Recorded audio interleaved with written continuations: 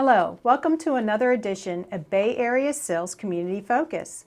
My name is Catherine Jones and I'm the Executive Director for Bay Area Center for Independent Living. Today we're going to be talking about benefits counseling, and we have Michelle Parker as our guest. She's one of our benefits counselors at Bay Area CIL. Welcome to the show, Michelle. Thank you, Catherine. I appreciate you having me here. Can you tell us a little bit about yourself and what drove you to become a benefits counselor?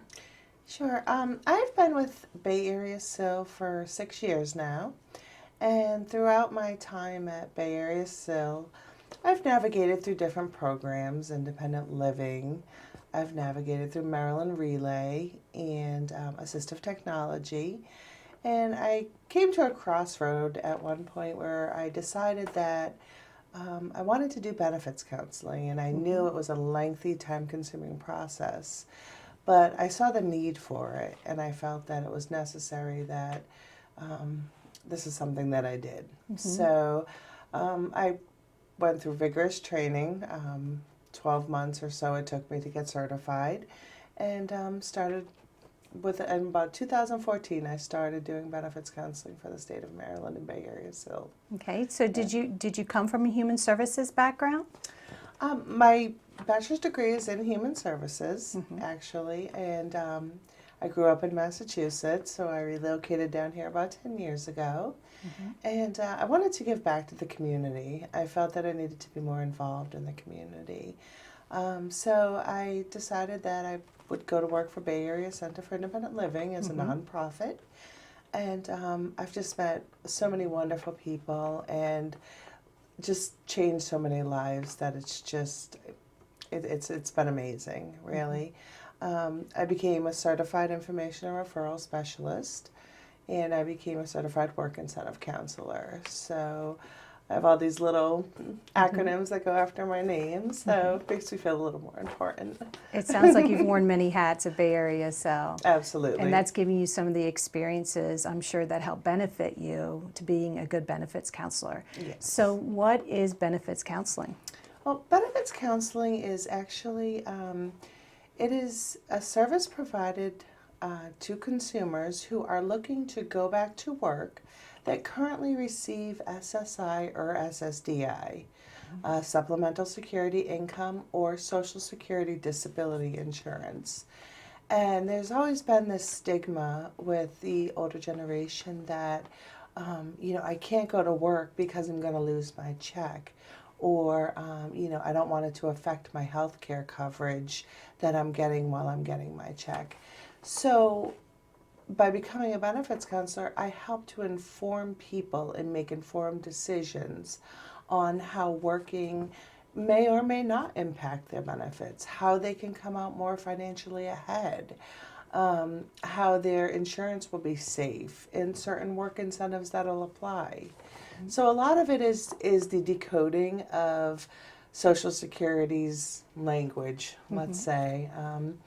And so that, in a nutshell, I would say, and also it's has to do with when you go to work, people fear losing things like food stamps or HUD housing under development, or maybe their temporary cash assistance.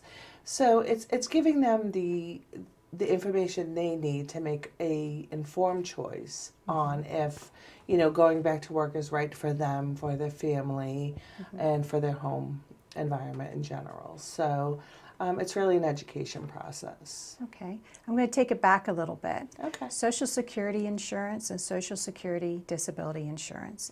How do you qualify for these insurances? Okay. SSI, as frequently as it's called, Supplemental Security Income, and that is that's a means tested. It's just your basic $735. That's the most you can get under that program. It's enough to barely eat and barely put a roof over your head. It's meant to keep you poor, I should say. Again, it's taxpayer dollar. It's if you don't have enough quarters of coverage for the SSDI program or the Social Security Disability Insurance Program. The SSDI program is actually insurance that you've paid into. Perhaps you were, okay to work early on in life, and you've all of a sudden become disabled and you're not able to work. And that insurance is there to help you get by each month, and it's money that you've put into the system. So there's benefits to each of those individually. The more benefits fall with the SSDI side because that's something that you've paid into. It's an insurance. And usually with SSI, you get Medicaid coverage. Okay. With SSDI, you receive Medicare coverage. So it gets a little confusing, and that's why I try to make myself available to people. So, when they struggle with, well, what do I have? And, what applies to me, I can let them know. What's the difference between Medicaid and Medicare? Medicare, actually, if you are an SSDI recipient, you automatically get Medicare. And some people have, know it by Part A, Part B, Part D, prescription drug coverage. And MA, or medical assistant, which is given when you receive SSI, it's also known as the red and white card or medical assistance. And that's basically just, medical assistance coverage that pays for things that you wouldn't normally be able to afford in other avenues. Is there an age requirement to receive SSI or SSDI? No. Well, usually SSI, if you start receiving SSI and you automatically get Medicaid, you can receive it as a child. You could be a disabled child and be getting SSI payments. And you automatically get that Medicaid coverage. Even if you're not disabled and you have medical assistance coverage, it's usually under something called M-CHIP. So there are different avenues to get that Medicaid or medical assistance coverage. And what happens is unfortunately, when you start getting SSDI, you're forced to take Medicare coverage. But there are ways to buy into medical assistance. So if that's one work incentive example, that if you work and earn money and you're getting SSDI, you can actually buy into Medicaid through a program called EID. And that supplements perfectly if you're under the age of 65. A lot of people get eaten up by copays and deductibles, and even the Part B premium there was an increase this year on. And, they struggle to make those copays and deductibles, or, they have to pick between certain medications because they can't afford them all.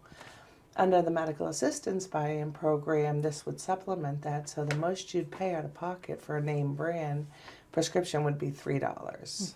So it's a really great program. Not a lot of people know about it, which is another reason that I'm on this program now, is to let people know that there are things available. And we live in a world of acronyms. EID, what does EID stand for? EID is Employed Individuals with Disabilities. And the criteria is you have to be getting SSDI, you have to be working for pay, and there's no set amount of how much you're working as long as you're getting a check. You can have more than $10,000 in the bank, but that program has one of the highest resource limits of any other medical assistance program going. You can make up to $70-something thousand. Oh, wow. I mean, more than by far any other program that they have going. So, and it's just a great supplement. I mean, people pay a lot of money for supplemental programs. That, our seniors are stuck with that right now. Unfortunately, that program stops at 65. But it's if you could take advantage of that till then that's great for you. And I can assist you with that process. Who determines your eligibility for SSI or SSDI? How would you start that process? Well, SSI, I mean, if you're deemed disabled, or if you feel that you're disabled, you can apply through Social Security. And they will make the decision and they'll review, depending on the age, if you start young, many people have disabled children and they receive SSI for those kids to help supplement because most of those parents need to stay home to care for those kids. So, I mean, Social Security ultimately decides what you get based off of, how old that person is. And so they make the ultimate decision. Yeah. Okay, so as you're going through the process of applying for SSI or SSDI, what should a consumer expect, or what should someone expect through that process? It is a very long and tedious process. It's kind of like one of those only the strong will survive. Many people who apply for disability, you see all these attorneys on the internet and we'll help you get your disability and you give us half your check type of thing. When in reality, that doesn't need to be the answer. All you really need is a good advocate, which our independent living specialists at Bay Area CIL are great when it comes to that. But it's going through the process. I mean, most of the people get denied their first time. And the key is you have to appeal it. And a lot of people will get denied the second time. It's only then does it become a fair game and go before an administrative law judge where they make the ultimate decision. But by that point, many people give up. And they don't want to go through it anymore because now it's been, 12 or 14 or 16 months, and they're just ready to throw in the towel. They don't want to keep fighting. But in the end, that's usually the strong will survive, and things go through at that point. So, Can you apply directly for SSDI, or do you have to start with SSI? no, you apply in, and Social Security will determine if you have enough work quarters in. If you've paid enough into the system to become eligible for SSDI, which is actually the better of the two. It's usually more money. Like I said, the federal poverty or the federal rate this year in 2017 is $735. It actually went up $2 from last year. Okay, $735 a month. Yes. Okay. Which, so people become reliant upon their food stamps or their housing because realistically, you can't live off of that. Correct. Not many people can, So there are other services or programs that are also made available to help with housing and of course with food and with the health insurance piece too. Absolutely. Okay. And sometimes it's just, having a meeting and mapping out a plan of, where do we need to go to take care of getting you some SNAP assistance, which is Supplemental Nutrition Assistance Program, commonly known as food stamps, or housing, HUD housing, which is affordable housing. So those are some of the things that, people just don't know where to go, or they don't want to work because they're afraid those things will be taken away. And sometimes they do drop, but the main thing to understand is that you're always financially better by working. And so many times I have laid out instances where I'm showing individuals, if you go to work, your check might be this much, but you're making out a whole lot better in the long run. And it's that, that aha moment that clicks in their mind that says, okay, yes, I can, I can go to work and I will actually come out with more money. It makes it all worth it by far. Well, I'm sure you've got our viewers hooked right now. Any of our viewers that are currently receiving SSI or SSDI and would like to go back to work. So where does the process begin to be able to receive your services? Well, the process, it can start one of two places. Most commonly, we work directly with Division of Rehab Services, also known as DOORS, and you have to have the desire to work or be curious about working at least, so that you can get those first steps down and knowing what you're up against. Most of the time DOORS will contact me and send over a referral where I'll sit down and meet with the consumer, go over everything, including, any other assistance they may be getting, any benefits they may be receiving. If they have a job opportunity, how many hours are you working?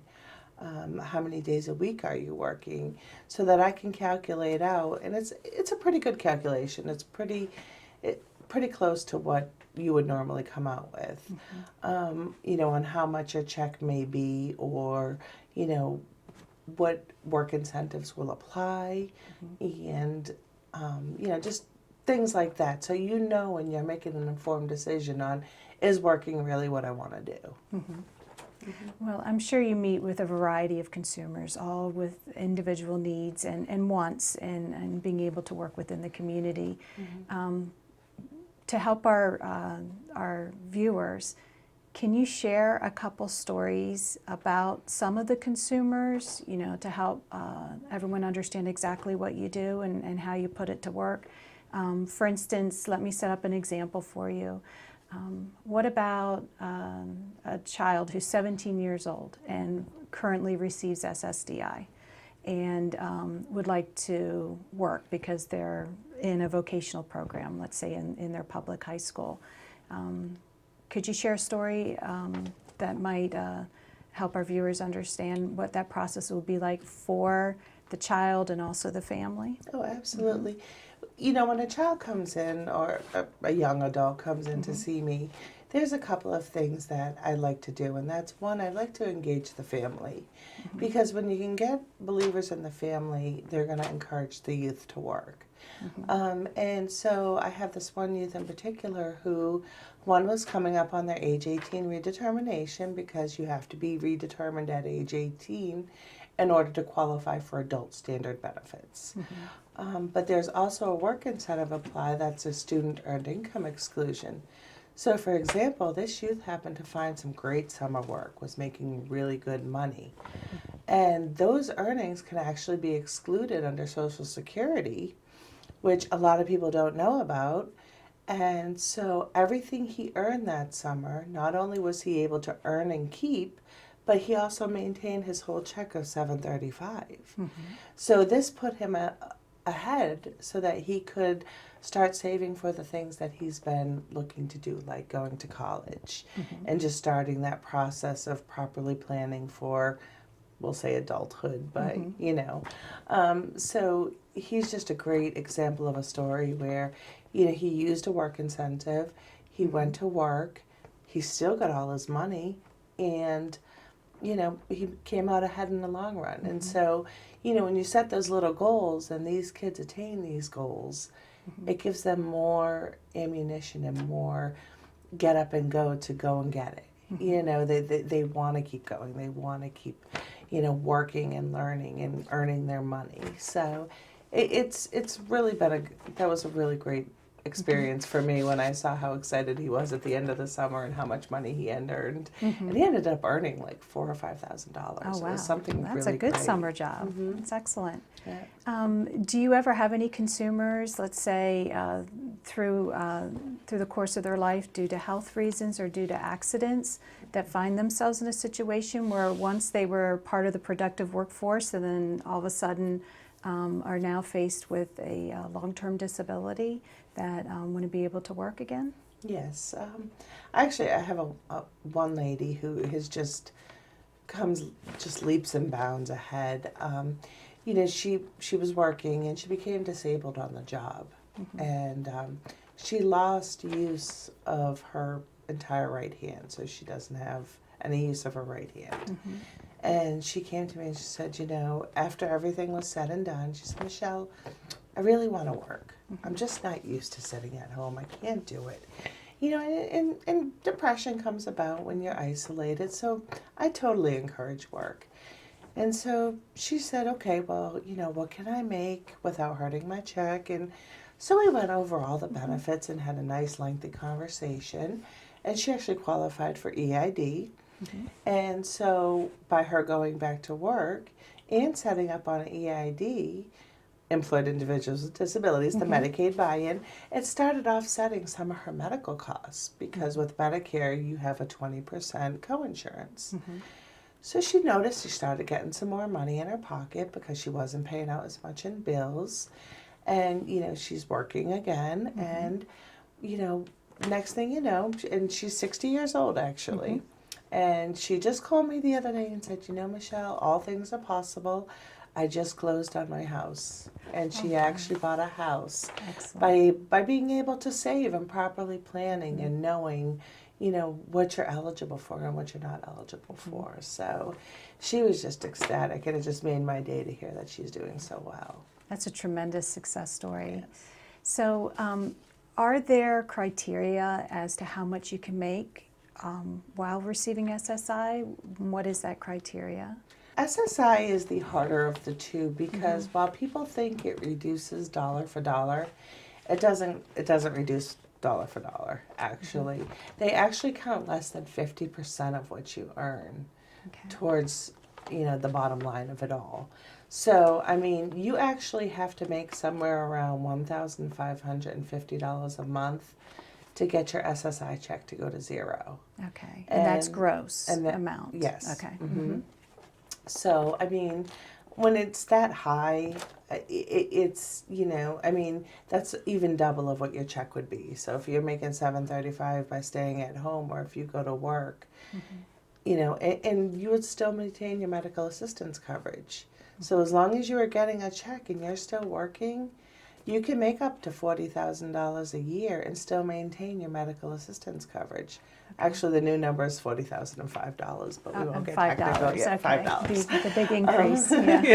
So, you know, you can, and that's through something called 1619B, which is just a work incentive that gives you the medical assistance you need in order to stay working. We all need those medications. We all need that doctor's visit. So that just keeps it in place and keeps you moving forward so that you can still make money. Social Security wants you to work. They've developed great incentives, whether it's on the SSI or SSDI side, which I might add are two very different entities. There's this wall that sits between them, and you know, SSI is one world and SSDI is on another. So let's say you cross over into the SSDI. How much can you make gross? Well, you actually get something called a trial work period, and the trial work period gives you unlimited earning potential for 9 months. So, for example, if you were getting an SSDI check of $1,000 and you found a job making $20 an hour, you could make those earnings and still get your SSDI check while you're testing your ability to work over that 9 months. So that can get some people really far ahead by getting that trial work period. And a trial work period is used if you earn over $840 in a month. That's how they determine whether you've used a trial work period or not. And then after that, they're more concerned with if you're making what's called substantial gainful activity, which comes in at about $1,170 a month, $1,170.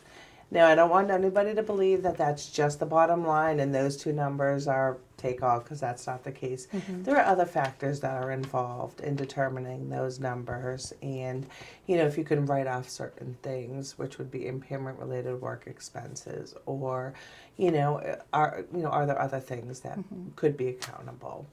And you know, then you get extended period of eligibility, and that pretty much just states that if your check goes under that $1,170, if you make under that in earnings, you'll get your SSDI check back. You know, so there's so many work incentives. I mean, too many for a 30-minute spot for me to say, but just know that these exist because Social Security truly wants you to go back to work.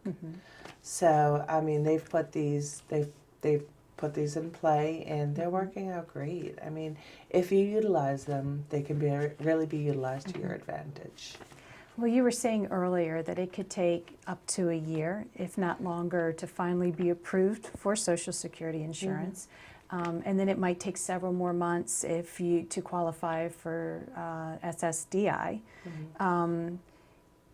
If you worked too many hours or made too much per hour, and you lost any of your SSDI, how difficult would it be to get it back? Would you have to wait another year or two before you're eligible to receive those again? No, Social Security has this great work incentive called expedited reinstatement. And what that does is if you've worked your way off of benefits, if you've got a great job and you've worked your way off of your SSDI check, and if all of a sudden, say 2 years later, you fall ill and you're not able to work anymore, with expedited reinstatement, it gives you a 5 years window span where it's just a call to Social Security, and they go ahead and put your check right back on for 6 months worth of provisional payments while they sort out all the paperwork, Sure. all the red tape, all that stuff that goes with it. So they certainly, they make it worth it so that you don't have to go through that rigorous process again, because that's what scares people the most, is that they don't want to have to go through that again. But with expedited reinstatement, it's one quick call and boom, you've got your payments back. Well, that's good. Okay.